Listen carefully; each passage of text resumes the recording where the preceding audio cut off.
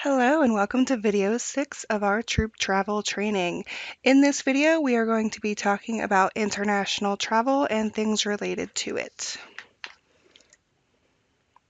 So travel readiness for international travel. Traveling abroad can be a fantastic experience, but the actual trip is only the icing on the cake when it comes to the amount of preparation time required to ensure a successful trip. Any traveling troops planning an international trip should start planning at least 2 to 3 years in advance of the trip. This extra planning time is necessary for researching and planning the trip, money earning for the trip, international ticketing and booking, and becoming a cohesive group that can work together and play together. Any group planning to travel abroad must learn about the political and social climate and the environment and culture of the country that they are visiting. Additional resources for doing this may include recent travelers to the country, residents of the country, the U.S. Department of State, the Center for Disease Control, travel sites, newspapers, hosteling organizations, museums, and the WAG's World Centers. There are a number of factors to consider when deciding if your group is ready for international travel. GSUSA recommends that girls be 14 years old and above at the time of travel for major international trips, particularly where there are age recommendations for WAG's program facilities. With age comes maturity and experience that leads to good decision making. Other factors to consider are the adaptability, previous cross-cultural experience, group dynamics, team capability, and language skills. One way to ensure readiness is to build activities into your time leading up to the international travel that focus on team building, decision making, overnight travel, skill building, and cross-cultural understanding.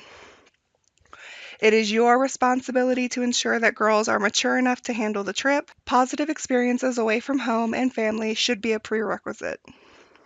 Okay, some of the documents you might need while traveling internationally: passport, visa, and proof of permission to travel with a child.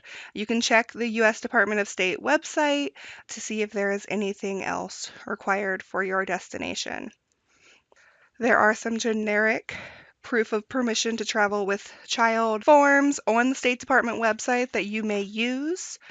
There is not a Girl Scout specific one at this time. For more information on documents, you can check pages 22 and 23 of your troop travel guide. A couple slides here on safety. This one is particularly safety before travel. You want to make sure to have your health forms. All participants who travel abroad under the name of Girl Scouts are required to complete a health form. It is important to address any pertinent health issues before they become a problem. This is for both girls and adults attending.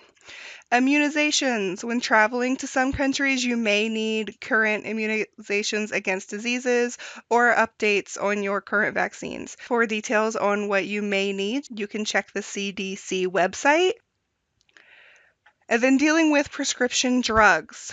If participants are bringing any prescription or non-prescription drugs like Tylenol, these should be properly labeled so that they do not get mistaken for illegal drugs by custom officials. A copy of the prescription should be carried as well, using generic names rather than brand names for the ingredients. Brand names may not be known in another country. Safety during travel.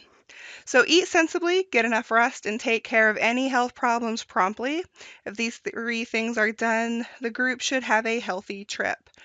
An international opportunity is not the time to go on a crash diet, go off of medication, or stay up for nights on end. An illness affects not only the individual, but the entire group as well. Again, it is important to follow council and safety activity checkpoints when traveling as Girl Scouts. Use judgment when deciding between a host country's norms, so whether deciding to drink the local water, rappel down a mountainside, or ride the local public transit. Water and food safety. Only purified, bottled, or boiled waters should be used for drinking, brushing teeth, and cleaning wounds when water quality is in doubt. Hot tea and bottled soft drinks are safe to drink, but ice should not be used unless you are certain it is made with purified water. Raw vegetables, including salads or fruit that is not peeled, should not be eaten. Meat should be ordered well done. Milk or dairy products, including ice cream, should be avoided unless you are certain they come from a dairy farm where the milk is pasteurized. Prepared food from street vendors should be avoided. Only clean, chlorinated swimming pools should be used for swimming unless water has been tested and certified by a public health organization. Saltwater and freshwater bodies, like rivers, lakes, and ponds, can contain parasites and bacteria, especially in tropical countries. Keep all these things in mind when you are traveling.